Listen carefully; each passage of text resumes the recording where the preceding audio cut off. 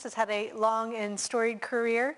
He's currently at University of California, Berkeley, the Mechanical Engineering Department, and working a lot on Mars spacesuits. You know, NASA's kind of in an incremental, build a little, test a little, but there are visions for bolder leaps that would maybe make us a lot more capable.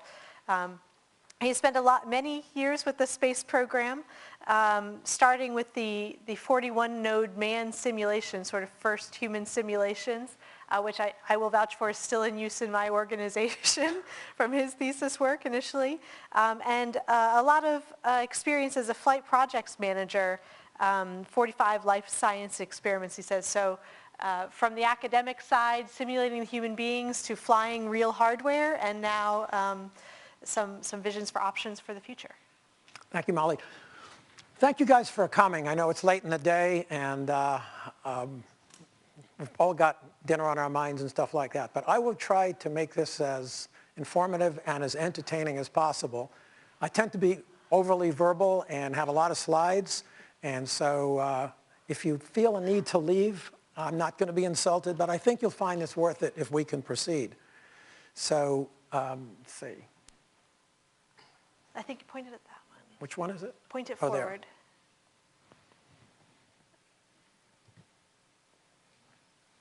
I don't know which one it is. This one. Oops. We're not going anywhere. Is there any tech support in the back again? Anybody back there? Next slide. Oops, okay, there we go. Okay, can we roll that first film for a sec?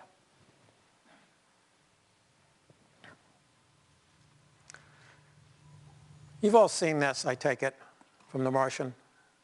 But I'm going to give you a brain teaser. I want you to tell me what's wrong with this picture. Not now at the end, you can come up and tell me what's wrong with this picture.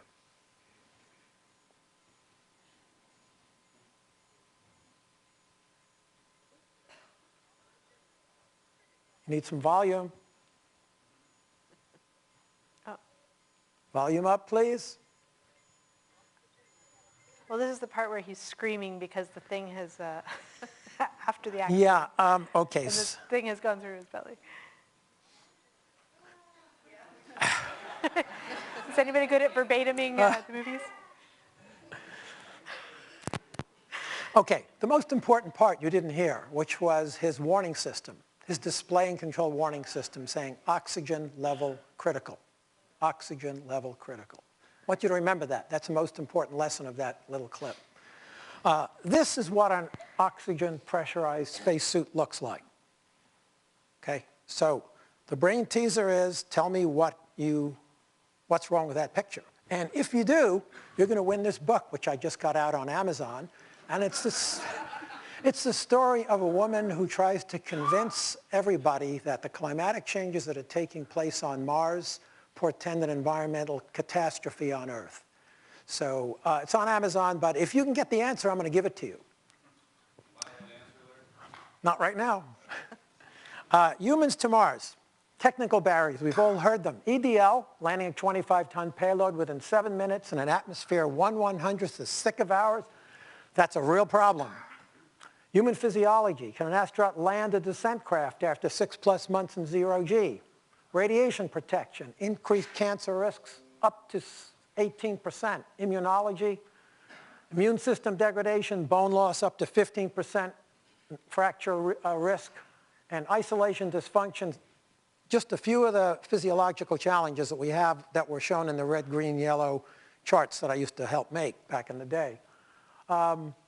Another area, planetary protection. We haven't talked much about that. This is a serious issue. There's a planetary protection committee. There's a parallel session going on that's addressing planetary protection.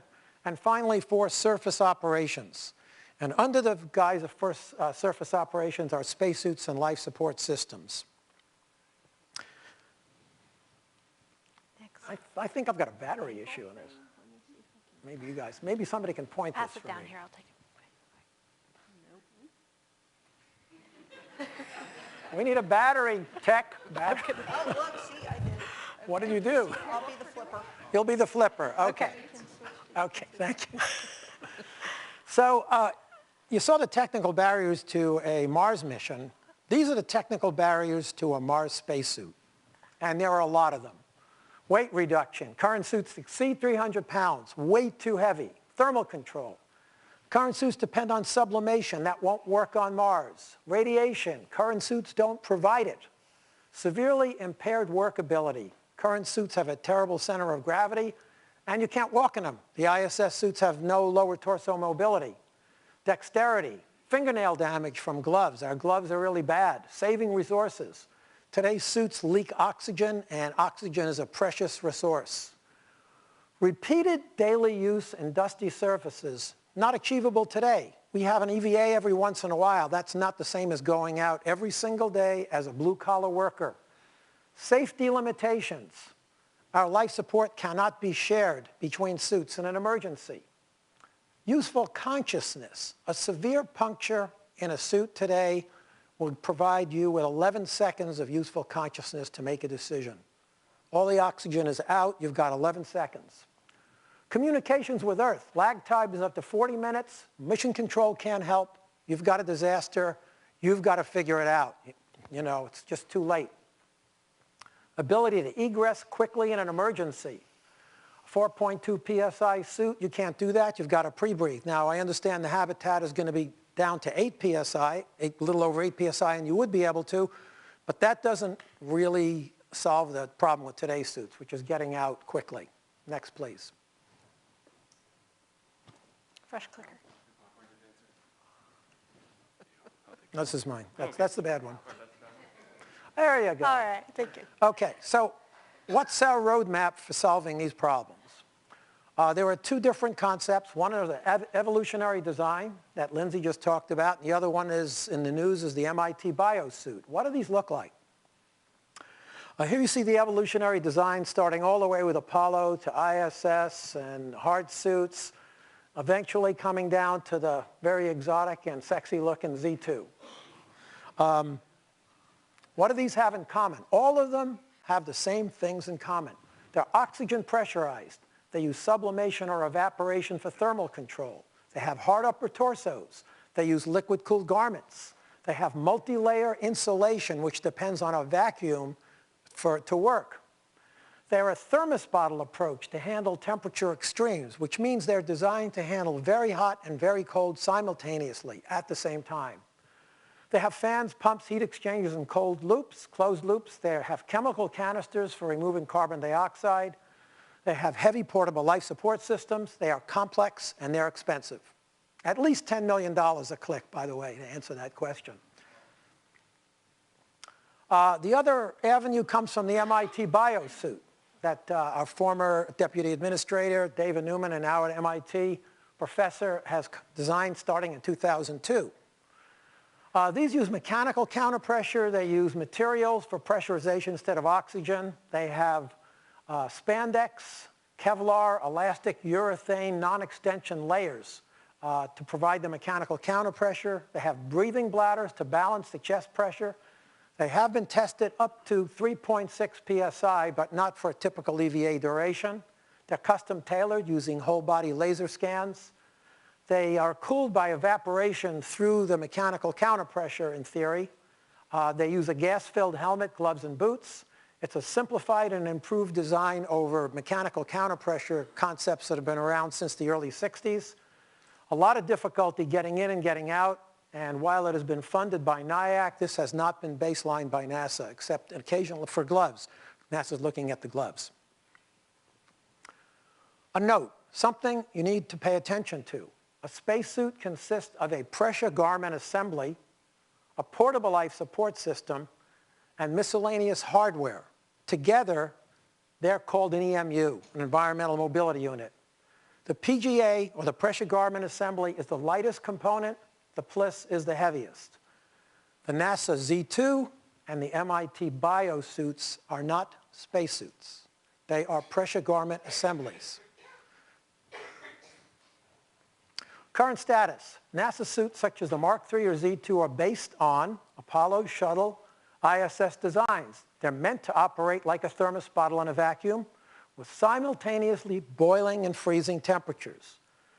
The mechanical counterpressure suits have been under study and development for over 50 years with no end in sight.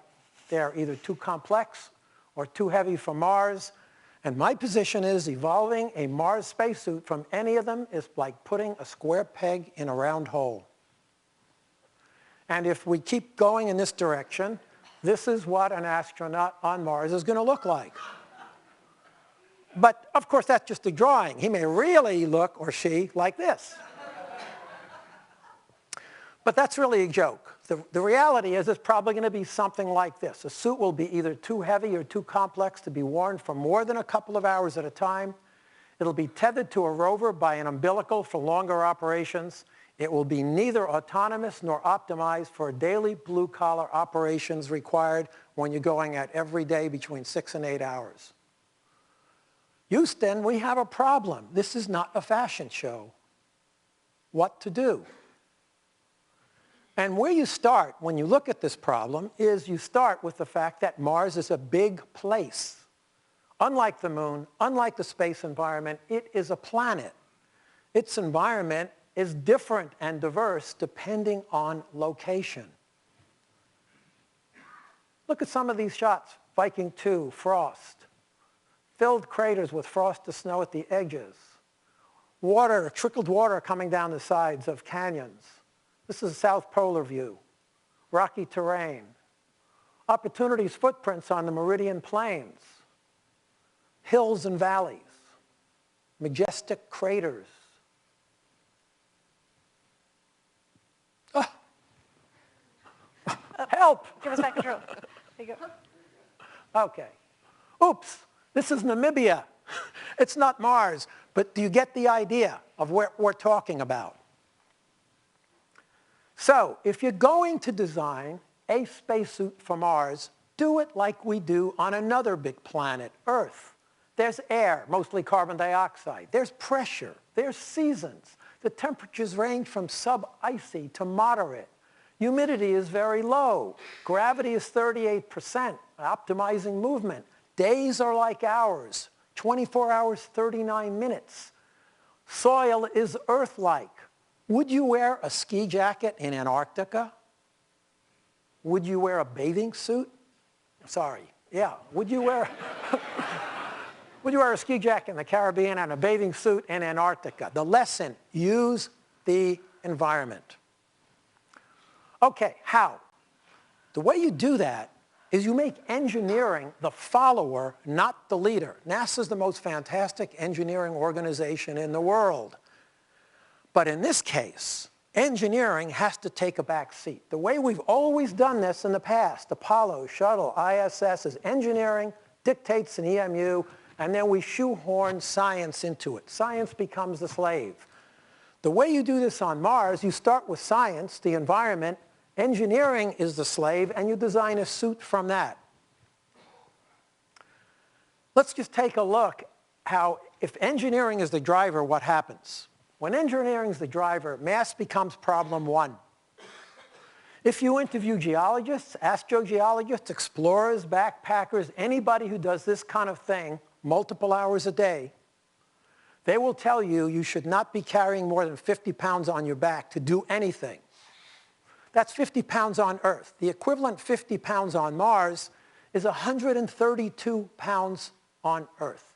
A 132-pound suit translates to 50 pounds on your back on Mars. That's for everything. But our PLIS alone, the target value that we haven't even met yet, is 150 pounds. That's just starting with the PLIS. Okay, so what might you do if you made engineering the follower instead of the leader? You would use the Martian environment. How?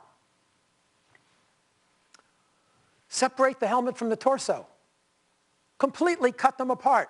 Decapitate the astronaut. So what am I really saying here? I'm saying if you pressurize the helmet with oxygen, and if you pressurize the torso with the environment and separate the two, something magical happens. you have a lot of safety, because if you have a puncture in the suit, the oxygen doesn't void, and all of a sudden you have more than 11 seconds to do something about it. You have mass reduction, because instead of having a closed-loop life support system where everything is connected, you can start getting rid of heat exchangers, pumps, multi-layer insulation, fans. You cut down the oxygen leakage, and you can do something that nobody's talked about really, which is you can attack planetary contamination. You minimize consumables, you use in situ resources. Those are the kinds of things you can do if you consider the environment. I don't know if this is going to work. It probably isn't. Let's see, this is not going to work. But this is an animation designed to show what happens if you have a compressor built into the suit that grabs the CO2 from the atmosphere, circulates it around, and puts it out a relief valve, pressurizing the entire torso, while the helmet is independent and pressurized by oxygen. That's one design, an open loop. That's if you can put bacterial filters over the inlet and outlet, you can provide planetary protection. But if you really want to have, oh, there it is, look at that, it did work. Woo, it's supposed to have sound effects. Come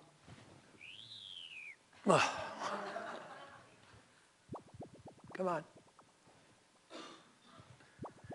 Next slide. I'm going to have to wait until it does its thing, I guess. Come on. Can you guys move? Oh, there you go. If you want to do an alternate to this, where you don't have an open loop system, but you use a closed loop system, there's another thing you can do. You can make the pressure bladder out of a dense monolithic membrane. A dense monolithic membrane allows you to pressurize the, oh, here we go, allows you to pressurize the suit and not vent anything to the atmosphere, but it allows you to sweat through the bladder directly to the outside, just like we're all doing in this room. So you can actually go from the skin through the pressure bladder to different layers on the outside, and you actually theoretically get a frost on an outer layer. And you carry that frost around you until the EVA is finished, which would be a total of about 8 pounds. You would add 8 pounds of perspiration. So actually, you don't change the weight, because the weight comes from your body in the form of sweat into this layer on the outside. So this is another way to use a closed-loop system in simple technology. Okay, how do you execute a project like this? And what we're trying to do at Berkeley is to do something called the marssuit project. In the marssuit project, the idea is to develop the technology for a Mars spacesuit while supporting STEAM. STEAM is a new word. It used to be STEM: science, technology, engineering, arts, math, education. Okay, goal 1, educate. This is a survey that was given to the American public a number of years ago. Many of you have probably seen it. Just to give you an idea, people are asked these questions, and you can tell the higher bars are the better answers, the lower bars are the lower answers. Center of the Earth is very hot. 78% got that. Humans developed from an earlier species of animal. 44% got that. 47% said that the Earth goes around the sun once a year. 35%, the Earth began with a huge explosion. You get the picture. How about the last one? What is a molecule? 9%, right? So we've got an education problem. Everybody knows that. Second goal of the marssuit project is to inspire. If you go back and look at graduation rates, math and science graduation rates, undergraduates and graduates over the years, you will come to this very convincing graph over here. And this is the Apollo effect. This is what happened right prior to the Apollo program. You see a huge increase in the number of math and science graduates. These kinds of things inspire people. Mars inspires people. Mars spacesuits inspire people. It's something that's worth doing on many, many different levels. The last part, our project, is to build. So what we've done at Berkeley is we started putting together a team of contributors, lecturers, assets. And as of May 17th, 2017, you see some of the people involved in this. We've got Students and faculty of the Mechanical Engineering Department, Grant Anderson, CEO of Paragon, astronaut Charlie Camarda, Dr. Penny Boston, Astrobiology Institute. We've got the World Explorers Bureau, Final Frontier in Brooklyn. Nikolai Moisev is the former chief of Zvezda from the Russian Space Federation. Dr. Shana Gifford at KSC, Grant Pugh at JSC, astronaut Mike. The list goes on and on. Many people want to help and get involved in this project in one way or another. How do you do this? How do you start from 0 and accelerate to 100 miles an hour when nobody's done anything like this? One way you do it is you set up a structure, a methodology, and that methodology depends on a structure that combines university, industry, and NASA, where you break up the project into fundamental elements, and these elements, you organize teams around these elements, and you communicate, and you have peer review. How might something like this look?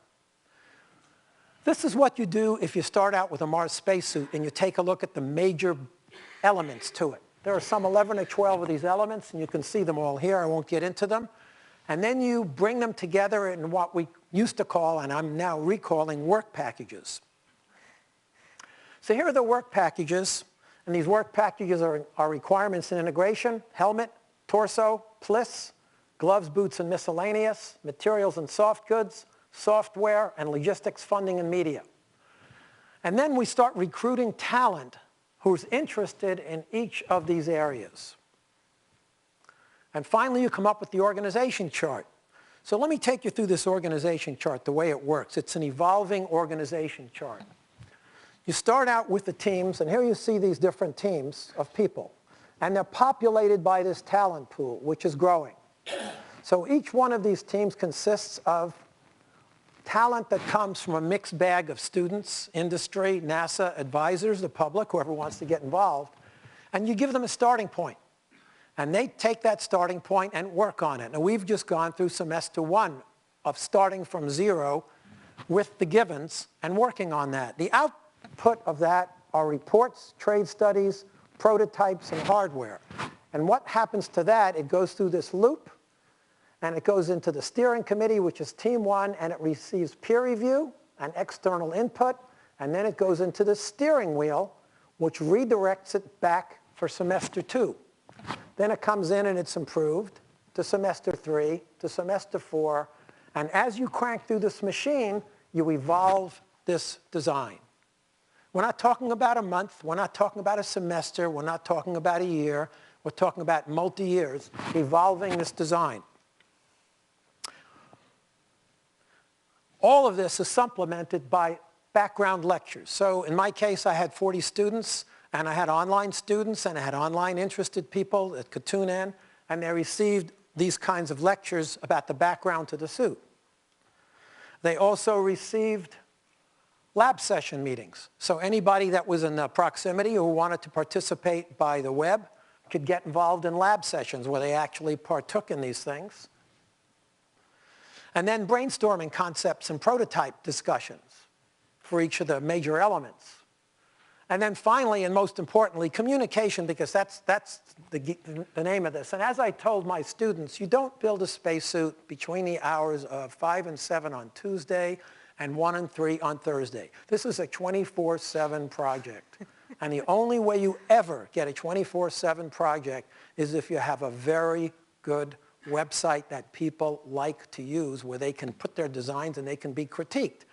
And astronaut Charlie Camarda came to the rescue because he goes to Finland frequently, and the University of Finland has an unbelievable website called the NASA Epic Challenge website, which we used. And here you see what some of the things that it does. What it does. Who are my team members? What's the background? Who are the experts? What are my resources? What is my task? What's been done on my topic? What are some possible solutions? What do other people think? All your ideas go into the repository on that website.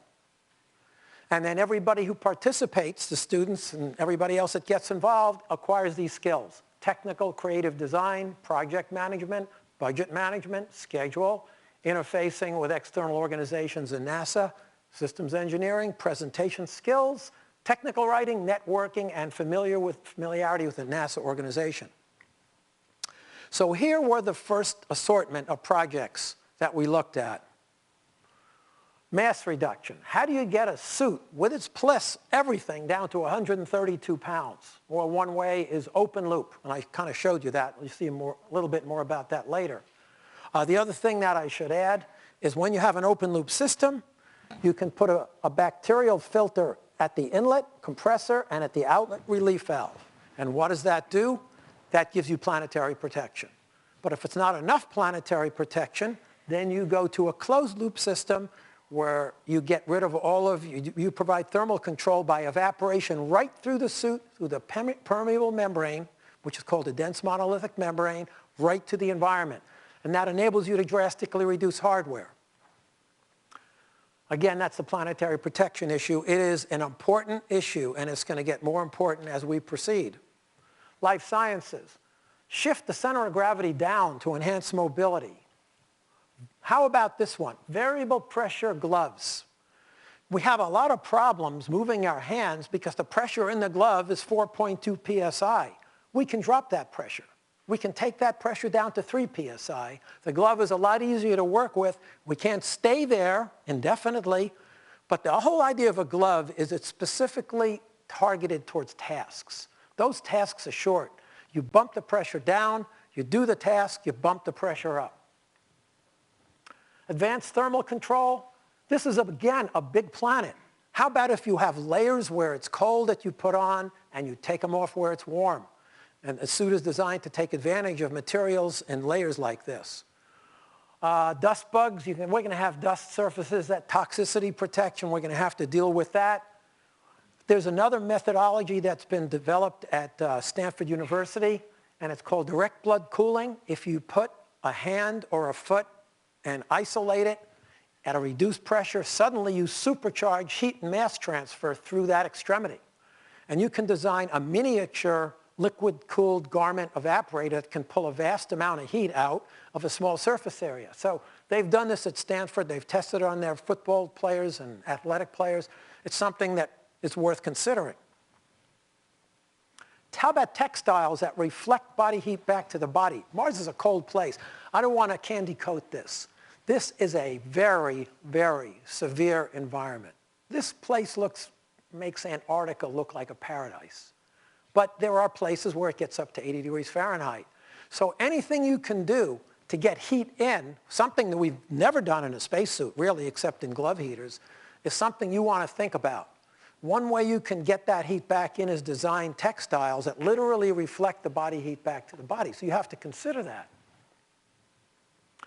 Radiation, we know all about radiation. Well, there is a company in Israel that's developed a system that's a belt or a vest that supposedly captures cosmic gamma rays and protects against gamma rays. It's called STEMRAD. It's under research right now. We've been talking to them. Then we got this guy, smart technology and bioinformatics.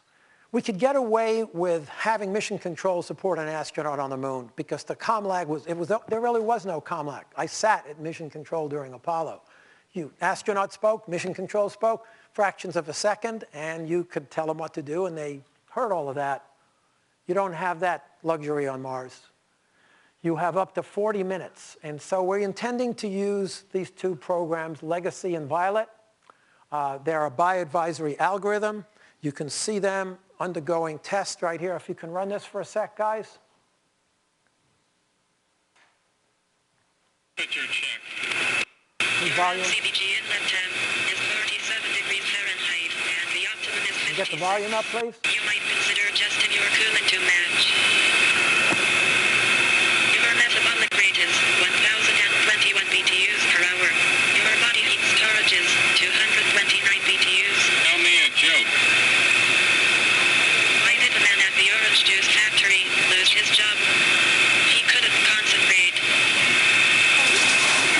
I mean, you get the idea. The suit has to be really smart. It has to tell you when you're running out of consumables, how fast to run to get back to the habitat so you don't run out of consumables. It has to be able to replot your exploration envelope so you don't get caught somewhere. It has to take advantage of knowing what your metabolic rate is, knowing how much sweat you're producing, knowing your bodily functions. It has to do so many things that a whole army of people back on Earth do now.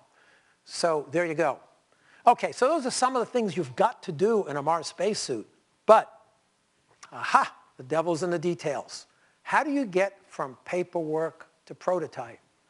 And the biggest challenges that we looked at this past semester are a neck dam.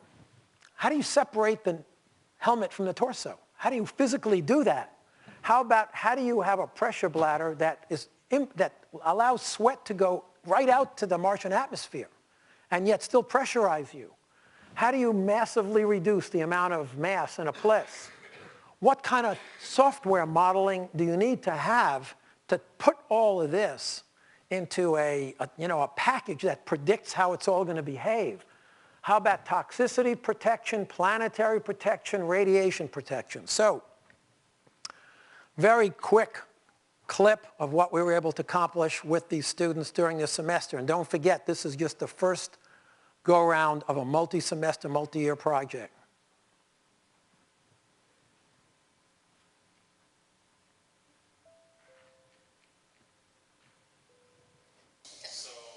For this demonstration, we're going to pump smoke into the suit. Since the suit is made of fabric, you can see that when the smoke goes into the suit, it will distribute through the whole suit, but it does not go into the helmet because we put the neck dam design on it. You really can't see that, but that suit is it's kind of a porous flight suit, and the smoke is pouring into all of it. Or maybe you can see it. Smoke in, it will distribute it throughout the suit, but it won't go into the helmet because of our helmet design. The big ideas are that it should be lightweight, it should utilize Mars resources, and it should be able to separate pressure from the head and the torso.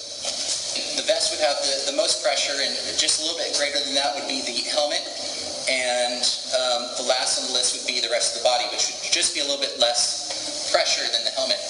The idea of this is that if there is any fluid flow, that it would go top down.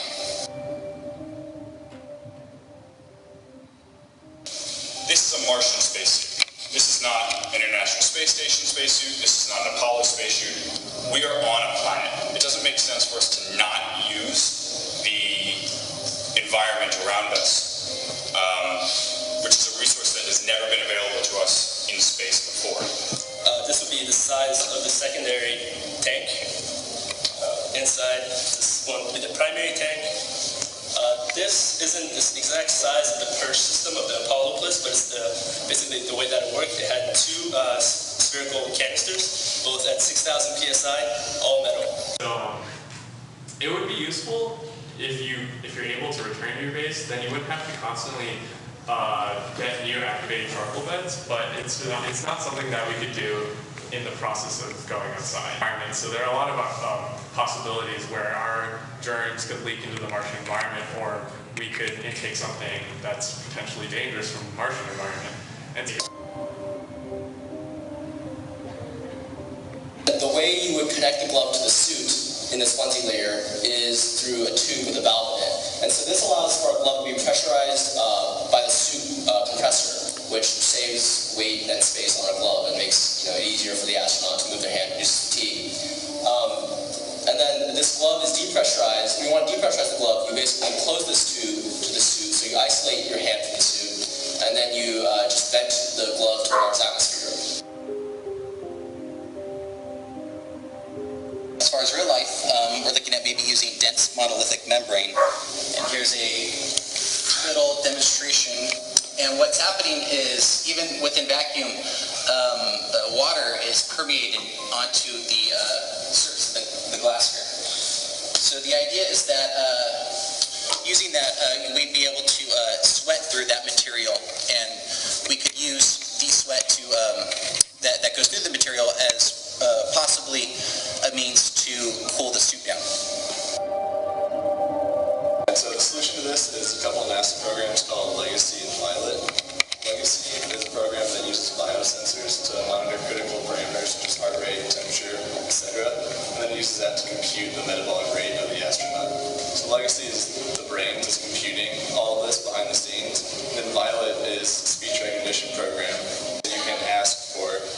like, how much time do I have? It's like, how much time do I have before I need to head back?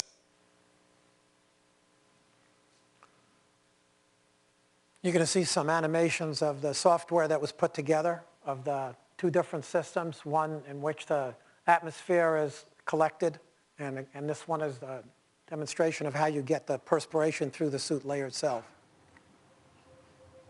We set up a social media account.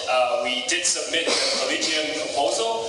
I finished the Kickstarter template, so next semester we have everything we did this semester. We can upload it and we can finally start our Kickstarter campaign. And also, what I want us to do is we can outreach to local schools to get more students and parents know about what we're doing right now. Okay, that's a summary of what was very, very quick summary of everything that was done this past semester in only 14 weeks. And it's just a huge amount of work. These students knew absolutely nothing about Mars or spacesuits when they started. So it actually tells you how inspirational this topic is, this whole general Mars world is to the students. So the vision for this is a multi-year plan utilizing lectures, labs, design reviews, NASA and industry partners, and to grow the talent pool and eventually actually bid on a real spacesuit. Now, what's the time frame for doing that? If we are talking about a 2032 human Mars mission, you start taking hardware RFPs about 10 years earlier than that. So you're looking at 2022 to 2025 before NASA actually issues an RFP for a real suit. And that gives us about 5 to 7 years to evolve all these designs into something real with the people that we're accumulating as we speak. We have commitments, letters of support on file from lots of different university teams wanting to get involved. We have grant proposals, Kickstarter, crowdsourcing, Facebook page, Twitter videos of everything that's been done so far, in-kind support. We have 3D print support, manufacturing. We have labs that are enabling us to use the facilities. We don't have any dollars, big dollars yet, but in conclusion, top 10 reasons to consider what we call the K-suit. Save mass power, save oxygen, extend emergency survival, mitigate forward and back contamination, reduce helmet gas contaminants, use the environment, simplify components, extend operation time, and reduce cost. Thank you for support for all of these different organizations that we're collecting, but we're not quite done. I wanted you to take a look at these great pictures of all these students working together and put in the back of your mind what some of you are probably thinking, which is, students can't do this. So I just want to give you an example of what students can do when they start something like this and where it can eventually go. Can we get the next video, please? Music. Can you get that music going? Just a little entertainment.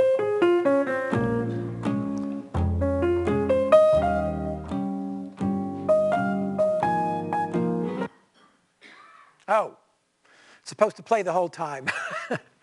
Anyway, this is a memorial to the Space Shuttle Challenger. And it started out pretty much like where we're starting out now, a little box. Just a little box of stuff, right? There you see it, on the grounds of the Lawrence Hall of Science. And it went to that. And it still looks like a kludge, doesn't it? This is something you might think students might do. We're fast forwarding over a couple of years here.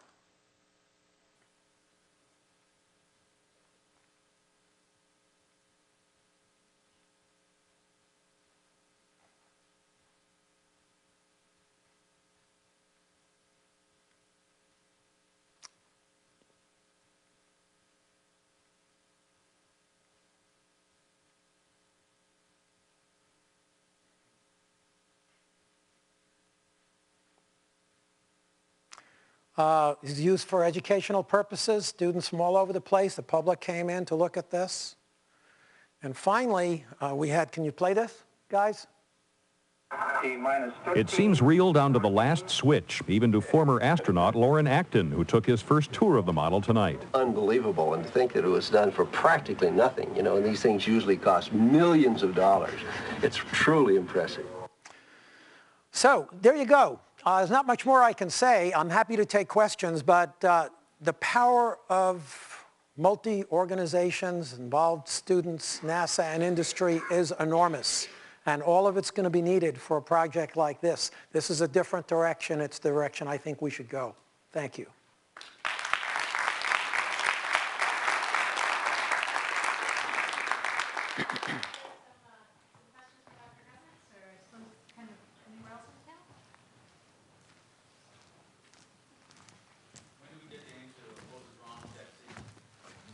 Oh. Oh, yeah. Okay, so that scene, you cannot have oxygen critical messages when there's no oxygen in a mechanical counterpressure suit. He was stabbed right here, right? There's no oxygen down there. So why is the system saying oxygen critical? There's no oxygen there.